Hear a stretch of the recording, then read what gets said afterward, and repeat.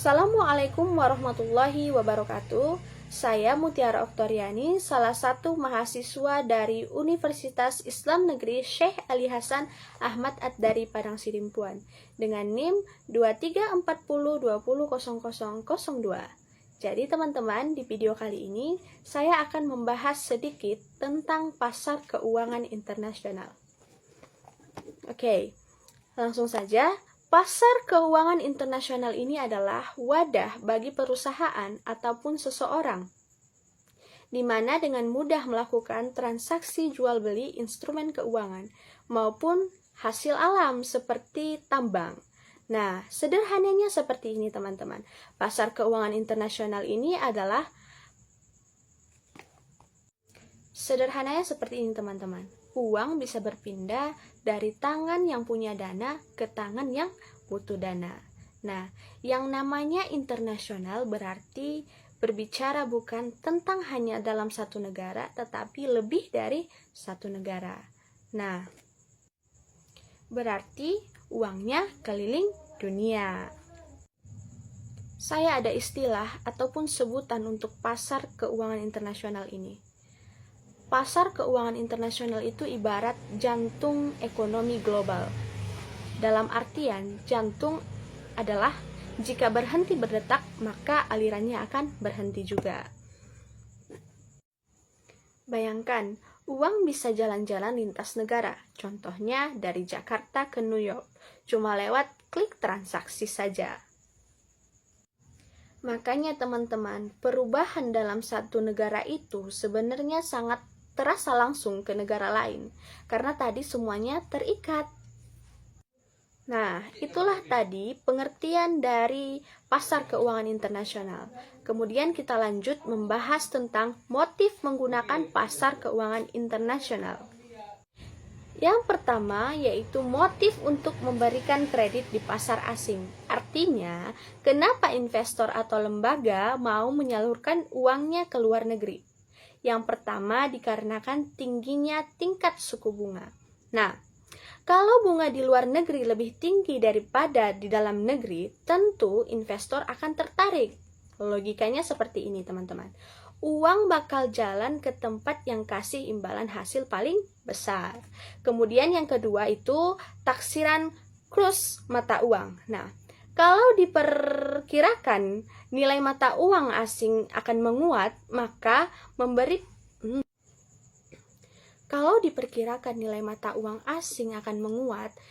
memberi pinjaman dalam mata uang itu bisa memberi keuntungan tambahan saat ditukar kembali. Misalnya seperti ini teman-teman.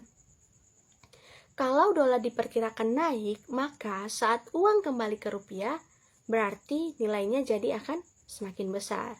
Kemudian yang ketiga ada diversifikasi internasional. Tujuannya untuk menyebar resiko, tidak hanya investasi di satu negara saja. Nah, ibaratnya seperti ini. Jangan taruh semua telur di dalam keranjang.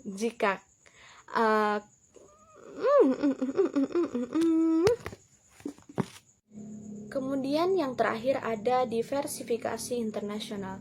Tujuannya yaitu untuk menyebar resiko, tidak hanya berinvestasi di dalam satu negara saja. Ibarat pepatah, jangan taruh semua telur di dalam satu keranjang. Jadi, kalau satu ekonomi goyah, investasi di negara lain masih bisa menyeimbangkan. Nah, seperti itu kira-kira. Kemudian lanjut ke motif yang kedua, yaitu meminjam dari pasar asing. Artinya, kenapa perusahaan atau pemerintah mau mengambil pinjaman dari luar negeri? Yang pertama, dikarenakan tingkat suku bunga yang rendah. Kalau bunga di luar negeri lebih rendah, otomatis biaya pinjam jadi lebih murah. Siapa sih yang nggak mau utang di tempat yang bunganya lebih kecil? Karena tentu saja itu lebih hemat. Nah, kemudian ada yang kedua, karena taksiran kurs mata uang asing. Kalau diperkirakan nilai mata uang asing itu akan turun, maka pinjaman akan lebih ringan saat dikembalikan. Contohnya seperti ini. Kalau kita minjam dalam dolar dan nanti dolar melemah, maka pas bayar nilainya jadi lebih murah dalam rupiah. Nah, berarti dapat kita tarik sedikit kesimpulan. Baik yang memberi kredit maupun yang meminjam sama-sama punya strategi. Yang satunya cari keuntungan, yang satunya lagi cari biaya murah. Nah, intinya pasar keuangan internasional itu bukan cuma soal lintas negara, tapi juga lintas kepentingan. Semua ingin posisinya paling untung. Kemudian next ke pembahasan selanjutnya, yaitu jenis-jenis pasar keuangan internasional. Yang pertama ada pasar valuta asing. Nah, pasar valuta asing adalah tempat atau sistem yang digunakan untuk menjual atau membeli mata uang antar negara. Nah, di pasar ini nilai tukar antar mata uang ditentukan. Nah, dan transaksi dilakukan agar aliran dana antar negara itu bisa berjalan dengan lancar. Fungsinya adalah untuk memastikan uang bisa berpindah dari pihak yang punya kelebihan dana ke pihak yang membutuhkan dana secara efisien. Jadi teman-teman, pasar palas itu ibarat jembatan yang menghubungkan uang dari satu negara ke negara lain lewat pertukaran mata uang. Kemudian yang kedua ada pasar euro currency. Pasar euro currency ini berperan dalam memudahkan perpindahan dana antar negara, terutama untuk transaksi yang jangka waktunya pendek. Nah, di pasar ini, bank-bank komersial menjadi perantara, yaitu dengan menerima simpanan jangka pendek dalam berbagai mata uang, lalu menyalurkan kembali sebagai pinjaman jangka pendek kepada pihak yang lain. Nah, biasanya transaksi di pasar ini dilakukan dalam jumlah besar atau skala internasional. Nah, kalau pasar palas tadi fokus ke tukar-menukar mata uang, dan kalau pasar euro currency itu fokus ke pinjam-meminjam uang antar negara, tetapi lewat bank. Lanjut yang ketiga ada pasar euro credit. Nah, pasar euro credit ini adalah tempat bagi pihak yang membutuhkan dana, terutama untuk pinjaman jangka menengah. Biasanya masa pinjaman di pasar ini lebih dari 1 tahun, bahkan bisa sampai 5 tahun. Nah, perbedaan utama antara euro credit ini dengan euro currency itu terletak pada jangka waktunya. Kalau tadi euro currency itu berjangka pendek, sedangkan kalau euro credit itu berjangka menengah. Nah, bank-bank komersial yang sebelumnya aktif di pasar euro currency itu juga ikut berperan di pasar euro credit ini. Nah, menjadi perantara antara pihak yang punya dana dengan pihak yang membutuhkan pinjaman. Nah, kalau euro currency itu tadi untuk pinjaman cepat, kalau euro credit itu lebih cocok untuk pinjaman yang agak lama, misalnya seperti proyek bisnis ataupun investasi perusahaan. Nah, kemudian selanjutnya ada pasar Eurobond. Pasar Eurobond ini adalah pasar yang memfasilitasi transfer dana jangka panjang dari pihak yang memiliki kelebihan dana kepada pihak yang kekurangan dana. Nah, pasar ini berfungsi menyediakan pembiayaan jangka panjang yang tidak bisa disediakan oleh pasar euro currency tadi maupun euro credit. Nah, dalam pasar ini beberapa bank komersial itu ikut membeli dan memperdagangkan obligasi internasional. Nah, sebagai bentuk investasi. Selain itu, bank juga membantu perusahaan besar dan pemerintahan dalam menjual atau memasarkan obligasi mereka ke investor internasional. Nah, bayangkan Eurobond ini seperti pinjaman besar yang dikemas dalam bentuk obligasi, lalu dijual ke investor dari berbagai negara. Nah, kemudian teman-teman, ada yang terakhir pasar saham internasional. Selain lewat obligasi, perusahaan multinasional atau MNC juga bisa mendapatkan dana jangka panjang dengan menjual saham di pasar internasional. Nah, menawarkan saham di beberapa negara itu membuat saham lebih mudah laku dan meningkatkan reputasi perusahaan kita di pasar global. Nah, dengan begitu perusahaan bisa dikenal lebih luas dan dipercaya oleh investor asing. Jadi begini, menjual saham di luar negeri bukan cuma soal cari dana, tetapi juga soal membangun nama dan kepercayaan di dunia internasional. Lanjut ke pembahasan selanjutnya, ada 4 fungsi utama yang dipengaruhi oleh pasar keuangan internasional. Yang pertama ada perdagangan asing atau ekspor-impor. Nah, MNC melakukan jual beli barang atau jasa dengan klien di negara lain. Artinya, mereka harus menukar mata uang agar bisa melakukan transaksi. Contohnya, perusahaan Indonesia menjual produk ke Jepang, lalu menerima pembayaran dalam yen. Yang kedua ada investasi asing langsung atau akuisisi aset luar negeri. Nah, MNC bisa membeli perusahaan asing atau membangun pabrik di negara lain.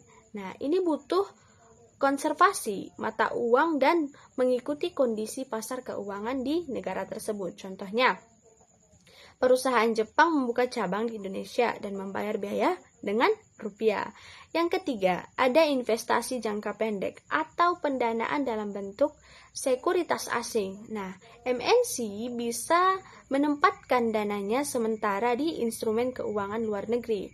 Nah, seperti deposito atau surat berharga dalam jangka pendek.